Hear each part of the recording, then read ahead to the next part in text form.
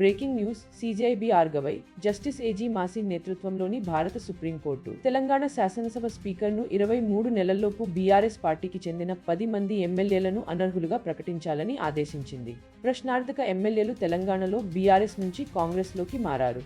ఈ తీర్పు అధిక పందెం రాజ్యాంగ పోరాటంలో భాగంగా వచ్చింది. సుప్రీంకోర్టు తీర్పు బీఆర్ఎస్ నేతల నుంచి ప్రతిచర్య రేకెత్తించింది. వారు కాంగ్రెస్పై తమ దాడిని తీవ్రతరం చేశారు. ఈ కేసు 10వ షెడ్యూల్ కింద పార్టీ వ్యతిరేక చట్టానికి సంబంధించినది. తెలంగాణ శాసనసభ స్పీకర్ ఇప్పుడు ఈ విషయంలో నిర్ణయం తీసుకోవాలి.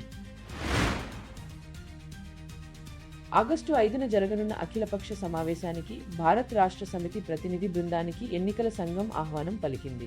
ఈ సమావేశంలో ఎన్నికల సంస్కరణలు, ఆదర్శ ఎన్నికల నియమావళి, రాజకీయ పార్టీల నుంచి వచ్చిన వినతులపై చర్చ జరగనుంది. ఎన్నికల సంఘం కార్యదర్శి అశ్వనీ కుమార్ మోహల్ అన్ని పార్టీల నేతలకు ఆహ్వానం పంపారు. ఈ సమావేశం న్యూఢిల్లీలోని ఎన్నికల సంఘం ప్రధాన కార్యాలయం నిర్వాచన్ సదన్లో మధ్యాహ్నం 3 గంటలకు జరగనుంది. బ్రేకింగ్ న్యూస్ ముఖ్యమంత్రి రేవంత్ రెడ్డి ప్రధాని నరేంద్ర మోదీపై విమర్శలు గుప్పించారు. RSS చీఫ్ మోహన్ భగవత్ 75 సంవత్సరాల వయసులో నాయకులు రిటైర్ కావాలని సూచించినప్పటికీ మోదీ తన పదవి నుండి తప్పుకోలేదని విమర్శించారు. ఈ సెప్టెంబర్ 75 సంవత్సరాల వయసులోకి వచ్చే మోదీ 2001 నుండి నాయకత్వ పాత్రలు నిర్వహిస్తున్నారు. రాహుల్ గాంధీ నేతృత్వంలో కాంగ్రెస్ పార్టీ తదుపరి సార్వత్రిక ఎన్నికల్లో ఘన విజయాన్ని సాధిస్తుందని, బీజేపీ 150 లోకసభ సీట్ల లోపే గెలుస్తుందని రేవంత్ రెడ్డి అభిప్రాయపడ్డారు. Breaking news Hyderabad court Telangana మంత్రి కొండా సురేఖపై బీఆర్ఎస్ వర్కింగ్ ప్రెసిడెంట్ కేటీఆర్ ఫిర్యాదు మేరకు క్రిమినల్ అపరాధ నిర్ణయ కేసు నమోదు చేయాలని పోలీసులను ఆదేశించింది. నాంపల్లి కోర్టు కొండా సురేఖకు వ్యతిరేకంగా తగిన సాక్ష్యాలు ఉన్నాయని పేర్కొంటూ కేసు నమోదుకు ఆదేశించింది.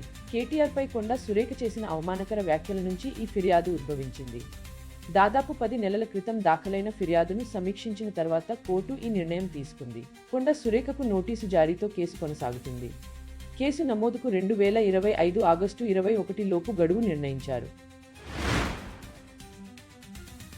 అత్యవసర వార్త అమెరికా అధ్యక్షుడు డొనాల్డ్ ట్రంప్ భారతదేశం నుంచి దిగుమతి అయ్యే వస్తువులపై 25% సుంకం విధిస్తున్నట్లు ప్రకటించారు. ఇది ఆగస్టు 1 నుంచి అమలులోకి వస్తుంది. అదేవిధంగా రష్యా నుండి సైనిక పరికరాలు, ముడి చమురు కొనుగోలుపై అనిర్దిష్ట జరిమానా విధిస్తామని చెప్పారు. ఈ చర్య భారతదేశం, అమెరికా మధ్య వర్తక సంబంధాలపై గణనీయమైన ప్రభావం చూపుతుందని భావిస్తున్నారు. ఆంధ్రప్రదేశ్ నుండి బ్రేకింగ్ న్యూస్ ఇక్కడ ప్రభుత్వ పాఠశాలల్లో రాజకీయ చిహ్నాలు మరియు గ్రాఫిటీల ప్రదర్శనను నిషేధించింది. అమరావతిని టెక్ మరియు నాలెడ్జ్ సిటీగా మార్చడానికి కొనసాగుతున్న ప్రయత్నాల మధ్య రాష్ట్ర ప్రభుత్వం విద్యార్థుల ఆత్మహత్యలు మరియు విద్యాసంస్థల్లో మానసిక ఆరోగ్యాన్ని కూడా పరిష్కరిస్తోంది. అదనంగా సినిమా థియేటర్ యజమానులు టికెట్ మరియు రిఫ్రెష్మెంట్ ధరలపై ప్రభుత్వ క్రాక్డౌన్పై అసంతృప్తిగా ఉన్నారు.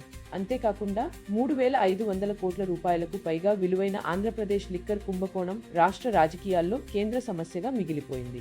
సెప్టెంబర్ 1 నుండి అమలులోకి వచ్చే ప్రస్తుత బార్ పాలసీని పూర్తిగా మార్చాలని ప్రభుత్వం ఆలోచిస్తోంది.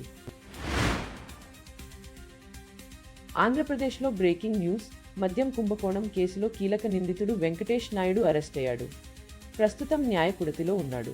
ప్రత్యేక దర్యాప్తు బృందం అతని మొబైల్ ఫోన్ నుండి వైసీపీ నేత చెవిరెడ్డి భాస్కర్ రెడ్డి సమక్షంలో భారీ మొత్తంలో నగదు లెక్కిస్తున్న కీలక వీడియోను రికవరీ చేసింది. అది 3,500 కోట్ల రూపాయలకు పైగా ఉంటుందని అంచనా.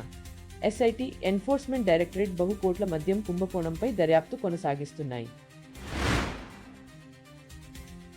బ్రేకింగ్ న్యూస్ ముఖ్యమంత్రి నారా చంద్రబాబు నాయుడు ప్రకాశం జిల్లాలో అన్నదాత సుఖీభవ PM కిసాన్ పథకాన్ని ప్రారంభించారు. రైతులకు సుమారు 3,175 కోట్ల రూపాయలు విడుదల చేశారు. ఈ కార్యక్రమం ఆంధ్రప్రదేశ్ ప్రభుత్వ సంక్షేమ కార్యక్రమాలలో భాగం. 47 లక్షల మంది రైతులకు మద్దతు ఇస్తుంది. ముఖ్యమంత్రి నారా చంద్రబాబు నాయుడు యునైటెడ్ స్టేట్స్ విధించిన 25% సుంకాలపై ఆందోళన వ్యక్తం చేశారు. అన్నదాత సుఖీభవ పథకం రైతులకు నగదు సహాయం చేసే కార్యక్రమం. నాయుడు ప్రారంభంలోనే రైతులతో మాట్లాడారు. ఈ పథకం ఆంధ్రప్రదేశ్లోని రైతుల సంక్షేమం కోసం ఒక ముఖ్యమైన చర్య. చలోక్ బ్రేకింగ్ న్యూస్ కేంద్ర రోడ్డు రవాణా మరియు రహదారుల శాఖ మంత్రి నితిన్ గడ్కరీ విజయవాడ పర్యటించారు. ఇంతకీ ఆంధ్రప్రదేశ్ కాంగ్రెస్ కమిటీ తమ డిమాండ్లను పునరుద్ధరించింది. ఇంతలో ఇటీవలి నివేదికల ప్రకారం భారతదేశ స్థూల జాతీయోత్పత్తి వృద్ధి 3వ త్రైమాసికంలో 6.2% పెరిగింది. అదనంగా జోజిలా సొరంగ నిర్మాణం పూర్తి కావడంలో 20 సంవత్సరాలకు పైగా ఆలస్యం జరిగినట్లు నితిన్ గడ్కరీ లోక్సభకు తెలియజేశారు. ఈ పరిణామాల మధ్య భారతదేశం 24 నుంచి ప్రపంచంలోనే అత్యధిక జనాభా కలిగిన ప్రజాస్వామ్య దేశంగా కొనసాగుతోంది. వృద్ధి వేగంలో భారత ఆర్థిక వ్యవస్థ 2.7% కోల్పోయింది. Breaking news. సర్వోన్నత న్యాయస్థానం సేవలో ఉన్నప్పుడు ఉద్యోగి వైకల్యం సంపాదించుకుంటే యజమాని దానిని రక్షించాలని పునరుద్ఘాటించింది. 24 గంటల క్రితం ఒప్పంద హక్కులు లేనప్పటికీ సేవలో ఉన్నప్పుడు వైకల్యాలు సంపాదించుకున్న ఉద్యోగులను విడిచిపెట్టకూడదు లేదా అకాల విరమణ చేయకూడదని కోర్టు తీర్పునిచ్చింది. పారిశ్రామిక చట్టంలో సేవలో ఉన్నప్పుడు వైకల్యం సంపాదించిన ఉద్యోగిని సాధ్యమైన చోట పునః నియామకం ద్వారా రక్షించాలని సుప్రీంకోర్టు తెలిపింది. కోర్టు తీర్పు వికలాంగ ఉద్యోగుల రక్షణ యొక్క ప్రాముఖ్యతను నొక్కి చెప్పింది. యజమానులు తమ ఉద్యోగుల సంక్షేమాన్ని నిర్ధారించడానికి బాధ్యత వహిస్తారని సుప్రీంకోర్టు స్పష్టం చేసింది.